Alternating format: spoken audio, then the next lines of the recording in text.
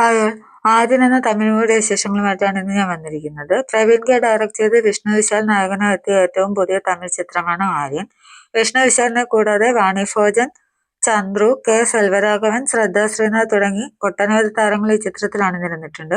ഇനി സിനിമയെപ്പറ്റി പറയുകയാണെങ്കിൽ ഇതൊരു ഇൻവെസ്റ്റിഗേഷണൽ ക്രൈം ത്രില്ലർ മൂവി എന്ന് പറയാം. ഇതിന്റെ കഥ എന്താണെന്ന് വെച്ചാൽ, തന്റെ എഴുത്തുകൾ പരാജയപ്പെട്ടു പോയ ഒരു എഴുത്തുകാരൻ ഒരു TV ഷോയിൽ ലൈവ് വരികയാണ്. അയാളുടെ കയ്യിലൊരു ഗണ്ണുണ്ട്.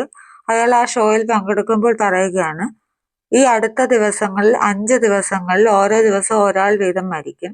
ഈ ആരാണ് മരിക്കുന്നത് എന്ന് അയാൾ മരിക്കുന്നതിന് 1 മണിക്കൂർ മുമ്പ് പോലീസിന് വിവരം അറിയിക്കും. പോലീസിന് കഴിയുമെങ്കിൽ അയാളെ രക്ഷിക്കാൻ വേണ്ടിയിട്ട് ഒരു വെല്ലുവിളി പോലെ ഏറ്റെടുത്ത് ഇയാൾ പറയുകയാണ്. എന്നിട്ട് ഇയാൾ സ്വയം ഷൂട്ട് ചെയ്ത് മരിക്കുന്നു.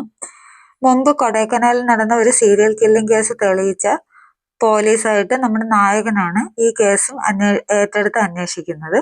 ഓരോ താരങ്ങളും അവരവരുടെ പെർഫോമൻസ് അടിപൊളിയായി ചെയ്തിട്ടുണ്ടെങ്കിലും നമുക്ക് ഒരു കഥാപാത്രത്തോടും പ്രത്യേകിച്ച് ഒരു ഇമോഷണൽ കണക്ഷൻ തോന്നുന്നില്ല എന്നത് ഇതിന്റെ ഒരു നെഗറ്റീവായി തോന്നി.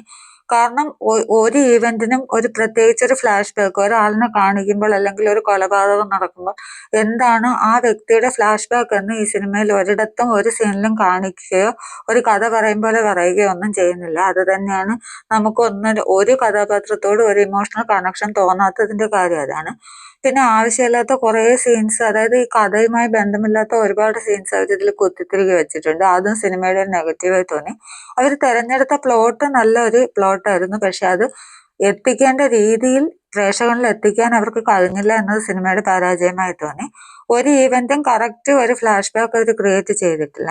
ക്ലൈമാക്സ് ഒക്കെ ആരോ നിർബന്ധിച്ച് ക്രിയേറ്റ് ചെയ്യിച്ചതുപോലെയാണ്. നിങ്ങൾ ഇങ്ങനെ ഇതിന്റെ ക്ലൈമാക്സ് ആക്കിയേ പറ്റൂ എന്ന് ആരോ പറഞ്ഞ് ചെയ്യിച്ചതുപോലെയാണ് ക്ലൈമാക്സ് ഒക്കെ. ചുമ്മാ ടൈം പാസിന് കണ്ടിരിക്കാൻ പറ്റുന്ന ഒരു മൂവി എന്നേ പറയാനുള്ളൂ. നിങ്ങൾ ആരെങ്കിലും കണ്ടവരുണ്ടെങ്കിൽ അഭിപ്രായം പറയുക. അടുത്തൊരു സിനിമയുടെ വിശേഷങ്ങളുമായി വീണ്ടും കാണുന്നത് വരെ ബൈ ബൈ.